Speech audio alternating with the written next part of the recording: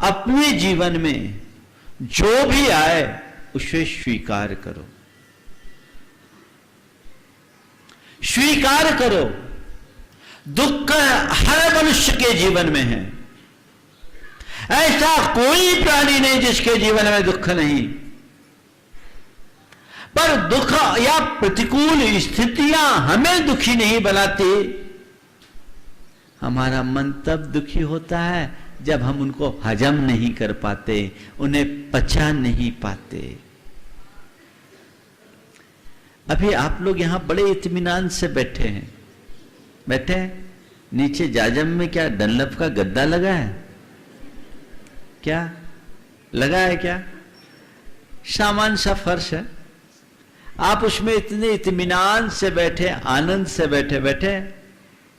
और यदि यही बात कि आप किसी के घर जाओ, सोफा बाजू में हो और आपसे जमीन पर बैठने के लिए कहे, बढ़िया चटाई लगाए या अच्छा मखमली कालीन भी बिछी हो, लेकिन सोफा को छोड़कर जमीन पे फर्श पर बैठने का इशारा किया जाए तो क्या होगा? बैठना पसंद करोगे? हाँ, नहीं बैठोगे? क्यों? नीचे बैठने में दुख होता है। दुख होता है तो यहां कैसे बैठे हो? बोलो। नीचे बैठने में तकलीफ है, नीचे बैठने में दुख है, तो यहां कैसे बैठे? हाँ, क्या हो गया? और चलो आगे, सोफा बाजू में है पर वो आदमी खुद भी नीचे बैठ रहा है और आपको कह रहा है भाई साहब नीचे बैठिए। अब बैठोगे कि नहीं? क्यों? भैया इनका ये सिस्टम है, स्वीकार करो, एक्सेप्ट करो। जहां स्वीकार्यता होती है वहां दुख भी हल्का हो जाता है, और जहां प्रतिकार होता है वहां दुख हावी बन जाता है। जीवन का एक सूत्र अंगीकार करो। तुम्हारे जीवन में जो भी कठिनाई हो, जो भी मुश्किल हो, जो भी परेशानी हो, जो भी संकट या मुसीबत हो, स्वीकार करो।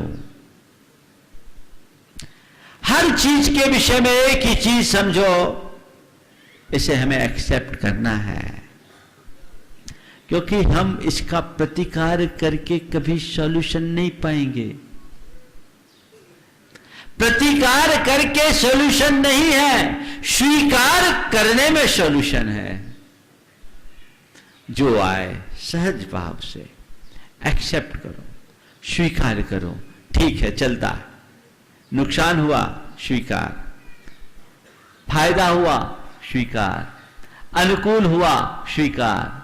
प्रतिकूल हुआ, स्वीकार। दुख आया, स्वीकार। सुख आया, स्वीकार। अच्छा हुआ, स्वीकार। बुरा हुआ, स्वीकार। निंदा हुई, स्वीकार। और प्रशंसा हुई, स्वीकार। बोलो, ऐसा करने के बाद कभी दुखी होगे? बोलो, नहीं होगे ना? तो तुम्हें दुखी कौन करता है, सामने वाला या तुम खुद अपने आप को दुखी बनाते हो? हा? अपने आप। हम खुद फिर आरोप क्यों लगाते हो कि वो मुझे पेर रहा है? संत कहते हैं कोई किसी को पेरने वाला नहीं है, तुम्हारे मन का अज्ञान ही तुम्हें पेरता है, और जन्मांतरों से वो पेरता आ रहा है, भाव भाव से वो पेरता आ रहा है। उससे मुक्ति पाओ, अपने जीवन को मोड़ो, आनंद ही आएगा। कभी कोई कठिनाई नहीं लगेगी। मुझसे एक बार एक पत्रकार ने पूछा, महाराज आपका इतना कठोर जीवन आप कैसे जीते, आपको कष्ट नहीं होता? प्राय आप जब भी किसी साधु, किसी तपस्वी के पास जाते हैं, क्या लगता है आपको? बोलो, आप किसी साधु तपस्वी के पास जाते हैं, आपको क्या लगता है? कठोर तप करने वाले के पास बैठे हैं, ये लगेगा ना? आपको ये लगता है कि दुनिया में सबसे सुखी आदमी के पास बैठे हैं? ईमानदारी से बोलना। तुम किसी धर्मी के पास जाओगे, ये तो कहोगे महाराज ये बड़ा धर्मात्मा है, ये नहीं कहोगे ये सुखी है। तुम साधु के पास जाओगे तो तुम्हें लगेगा ये बड़े कठोर तपस्वी हैं, महातपस्वी हैं, ये नहीं कहोगे कि ये सुखी हैं।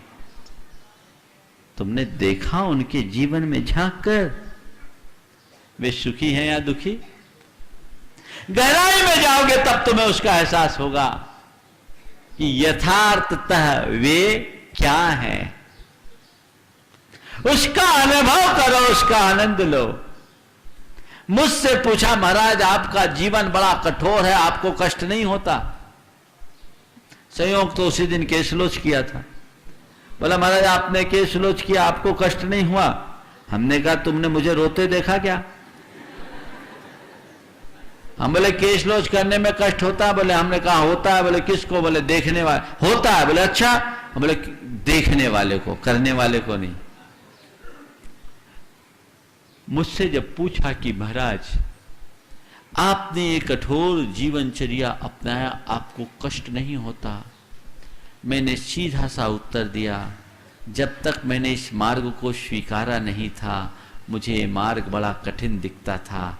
जिस दिन मैंने इसे स्वीकार लिया, इससे सरल कोई मार्ग ही नहीं दिखता। मुझे ही नहीं, मुझ जैसे सारे साधु तपस्वी को ये मार्ग सरल दिखता है, ये कठिन नहीं है। हाँ, कोई जबरदस्ती मुझे इस मार्ग में ले आता, मेरे कपड़े उतार देता, मेरे साथ रिस्ट्रिक्शन लगा देता, कहता तुम्हें एक बार खाना होगा, तुम्हें केसलोच करना होगा, तुम्हें भूख प्यास की बाधा सहनी होगी, तुम्हें पैदल चलना होगा, तो शायद का सच में मैं बहुत दुखी होता, रोता, कलपता, मेरी दशा एक गुलाम जैसे व्यक्ति की हो जाती। क्यों? क्योंकि वो मेरी स्वीकार्यता से बाहर है।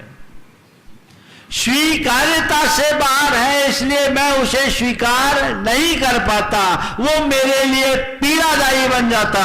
और आज मैंने इसे अंतर मन से स्वीकारा है, और स्वीकारने का प्रतिफल यह है कि तुम्हें जो कठोर साधना दिखती है, मुझे वो आनंद का झरना दिखता है। मैं उसमें अवगाहित होता हूं, आनंदित होता हूं और लोगों को आनंद बांटता हूं।